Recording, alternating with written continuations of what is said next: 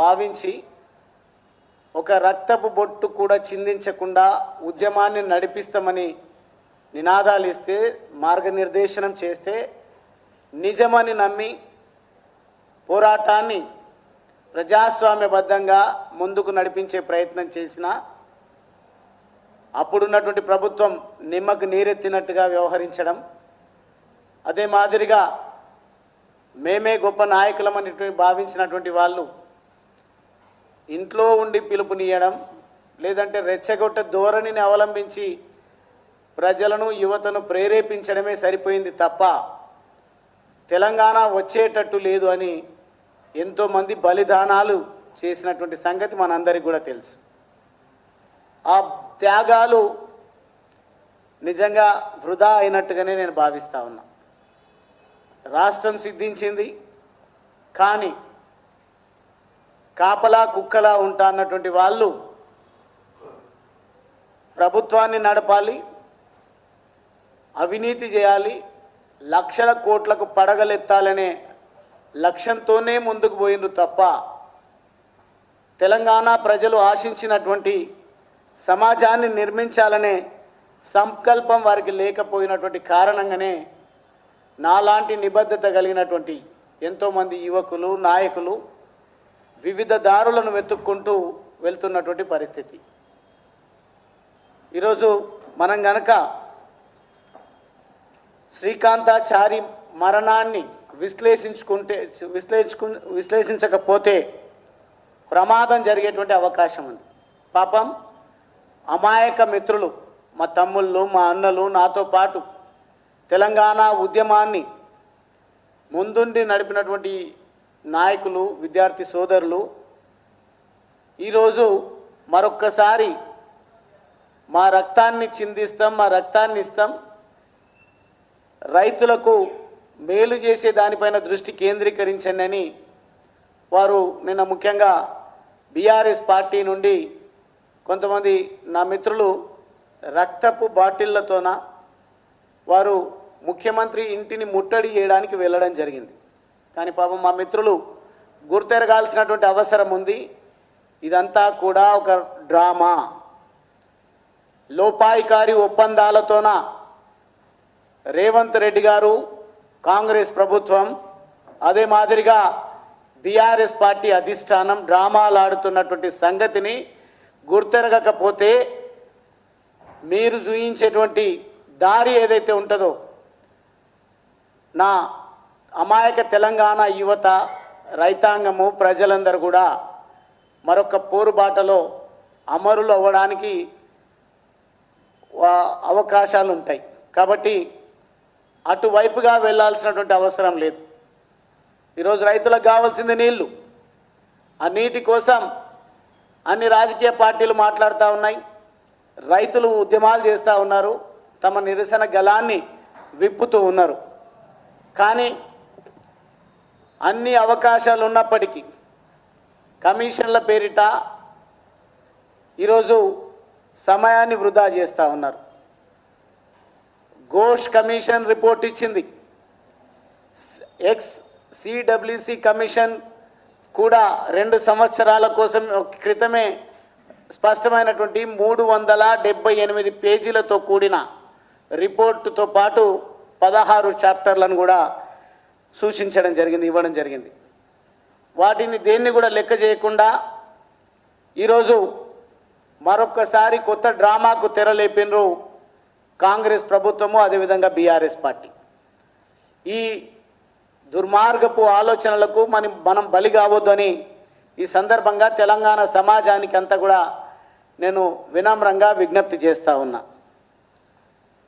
ముఖ్యంగా రేవంత్ రెడ్డి గారు తాను అధికారంలోకి రావడం కోసం, తాను ముఖ్యమంత్రి కావడం కోసం ఎన్ని అబద్ధపు మాటలు మాట్లాడిండో మనకందరికి కూడా తెలుసు. తాను కంప్లైంట్ ఇచ్చింది, ఫిర్యాదు చేసింది కేవలము 9,000 కోట్ల అవినీతి అన్నారంలో జరిగింది, మేడిగడ్డలో జరిగింది అని తాను ఫిర్యాదు చేయడం జరిగింది. కనీసం ఆ 3 బ్యారేజ్ల పైన కూడా ఇవ్వలేదు. సుందిల్లా, అన్నారం దానిపైన కూడా తాను ఫిర్యాదు చేయలేదు. అదే మాదిరిగా కాళేశ్వరం ప్రస్తావనే లేదు. కానీ భారతీయ జనతా పార్టీ కేంద్ర ప్రభుత్వం పైన నిందా ఆరోపణలు చేస్తూ ఉన్నాడు. దీన్ని నేను తీవ్రంగా ఖండిస్తూ ఉన్నా.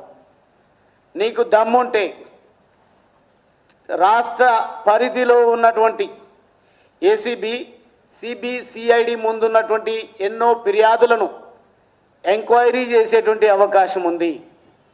ఎవరైనా శిక్షార్హులు ఉంటే వాళ్ళని శిక్షించాల్సినటువంటి హక్కులు తెలంగాణ ప్రజలు నీకు ఇచ్చిండ్రు ముఖ్యమంత్రి హోదాలో. వేటిని లెక్క చేయకుండా ఎక్కే విమానం దిగే విమానం అనుకుంటూ నీకు విజిలెన్స్ కమిషన్ ముందున్నటువంటి కంప్లైంట్లను పరిశీలించే సమయం లేకుండా ఇంకెక్కడైనా కొంత సమయం దొరికితే నేను తప్పు పట్టడం లేదు, నీ కుటుంబ సభ్యులతోన మనమళ్ళు మనమరాళ్లతోన సమయాన్ని గడుపుతున్నావు, మంచిదే. కానీ తెలంగాణ ప్రజలు సాగునీటి కోసం గోసపడుతున్నటువంటి విషయం పైన కూడా దృష్టి కేంద్రీకరించాలి. మనం మాట్లాడితే గత ప్రభుత్వం చేసినటువంటి అప్పులలో భాగంగా 35,000 కోట్ల రూపాయలు మిత్తితో కలిపి అసలుతో కలిపి 35,000 కోట్ల రూపాయలు నా ప్రభుత్వం చెల్లించింది అని ప్రగల్భాలు పలుకుతా ఉన్నావు రేవంత్ రెడ్డి గారు. 300 కోట్ల రూపాయలు ఈ బరేజ్ల పైన ఖర్చు పెడితే సాగునీరు అందడానికి అవకాశం ఉందని ఏ అవగాహన లేని రైతులు మాట్లాడుతున్నారు, కొంత పరిజ్ఞానం ఉన్నటువంటి మేధావులు మాట్లాడుతున్నారు. ఇరిగేషన్ శాఖ పైన వ్యవస్థ పైన అవగాహన ఉన్నటువంటి వాళ్ళు 300 కోట్ల రూపాయలు ఖర్చు పెట్టే విషయంలో ఎందుకింత ప్రతిష్టకు పోతా ఉన్నావు? ఎందుకు బీఆర్ఎస్ పార్టీ అడగలేకపోతా ఉంది? బీఆర్ఎస్ పార్టీ నిజంగా శ్రీకాంతాచారిని ప్రేరణగా తీసుకోవాలి. శ్రీకాంతాచారి నేను మళ్ళీ కూడా బ్రతికితే తెలంగాణ కోసం చావడానికే నేను సిద్ధంగా ఉంటా అని చెప్పిండు. ఎస్, మీ యావ అంతా కూడా తిరిగి మళ్ళీ అధికారంలోకి రావాలని. అధికారంలోకి వచ్చి వరగబెడతారా అంటే అదేం లేదు. ఒక్కసారి మళ్ళీ అధికారంలోకి వచ్చి ఈ మూర్ఖపు ముఖ్యమంత్రి చేతుల్లో ఓడిపోవడం అనేది మేము జీర్ణించుకోలేకపోతా ఉన్నాం. మళ్ళీ ముఖ్యమంత్రి హోదాలోనే మా ప్రభుత్వము మా పార్టీ అవసరం అనుకుంటే రాజకీయాల నుంచి వైదొలుగుతుందని మాటలు మాట్లాడుతూ ఉన్నాం. తెలంగాణ ప్రజలకు మళ్ళీ మిమ్మల్ని అధికారంలోకి తీసుకురావడం కాదు లక్ష్యం. తెలంగాణ ప్రజలు ఏదైతే ఆశించి ఉద్యమాలు చేసి తెలంగాణ రాష్ట్రం భారతదేశంలోనే నంబర్ 1గా ఆవిర్భవించాలనే ఒక లక్ష్యంతోన ప్రజలు సంఘటిత శక్తిని ప్రదర్శించి తెలంగాణ రాష్ట్రాన్ని సాధించుకున్నారు. కానీ మీరు మాత్రం అధికారం మా లక్ష్యం కాదు, తెలంగాణ వస్తే చాలు కాపల కుక్కలా ఉంటామన్నారు. ఇప్పుడు మాత్రం తిరిగి కేసీఆర్ గారు ముఖ్యమంత్రి కావడమే మా లక్ష్యం అని మాట్లాడుతూ ఉన్నారు. కానీ మా లక్ష్యం అది కాదు. మా లక్ష్యం భారతదేశంలోనే నంబర్ 1 స్థానానికి ఎదగడానికి తెలంగాణ రాష్ట్రానికి అన్ని హంగులు ఉన్నాయి. అది మా లక్ష్యం. భారతీయ జనతా పార్టీ కూడా ఈరోజు అదే మాట్లాడుతూ ఉంది. మీకంటే ఒకటే రాష్ట్రంలో మీ పార్టీ ఉంది, ఇక్కడ అధికారం కోల్పోయేసరికి మీరేదో పిచ్చి పట్టినట్టుగా రకరకాలుగా పోరాటాల పేరిట ప్రజల సమయాన్ని వృధా చేస్తూ ఉన్నారు. భారతీయ జనతా పార్టీకి తెలంగాణలో అధికారంలో రాకపోవడం వల్ల ఒరిగేదేముండదు, అట్లా అని వదిలిపెట్టే ముచ్చటే లేదు. ముమ్మాటికి ఎన్నికలు ఎప్పుడు వచ్చినా భారతీయ జనతా పార్టీ తెలంగాణలో కాషాయ జెండాను ఎగరవేస్తుందనే సంగతిని కూడా ఈ సందర్భంగా నేను గుర్తు చేస్తూ ఉన్నా. అయితే బీఆర్ఎస్ పార్టీకి ఉండాల్సినటువంటి నిబద్ధత ఏంది అని అంటే, మీరు అవినీతి పరులే గారు, మీ శుద్ధపూసలు, సరే మంచిది. మీ పైన వచ్చినటువంటి ఆరోపణలను నివృత్తి చేసుకోవడం కోసం ఒక ఉద్యమానికి